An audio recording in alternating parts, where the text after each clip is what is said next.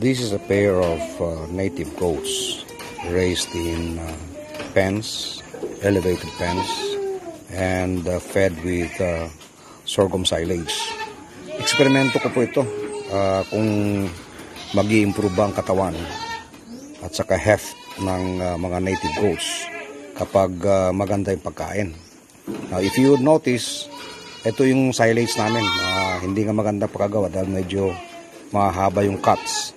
But since fermented yung silage at mabango, may halong molasses, kaunting asin, at saka microminerals, gustong-gusto ng mga kambing, including the native goats, na dati-rati ay nasanay lang sa mga damo na makakain nila sa open spaces.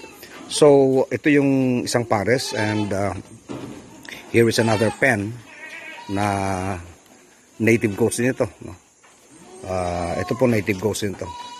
But if you would notice, magaganda yung katawan nila. And that is mainly because consistent yung feeding sa kanila ng sorghum silage. So, itong mga breeds na ito actually, yung native goats, para sa akin, these are the best meat goats actually. Better than any breed. Malambot yung karne, lalo pag bata. And firm. In fact, ito yung pinakamasarap na kambing na pang kilawin sapagkat malambot yung kanilang mga balat. So we need to improve the size of our native goats. And this year, I'm bringing in breeders of the Spanish goats from the US for an upgrading program which is expected to improve the heft and the size of our native goats while at the same time retaining the meat quality, sapagkat yung karne po kasi ng Spanish goats parang karne din ng ating native goats. Mas malalaki lang sila, between 70 to 80 kilos.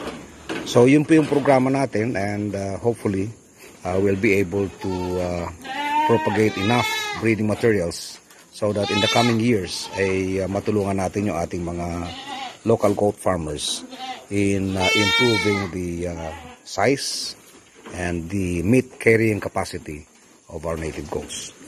And of course, complementary to that is our technology in feeding goats consistently with silage.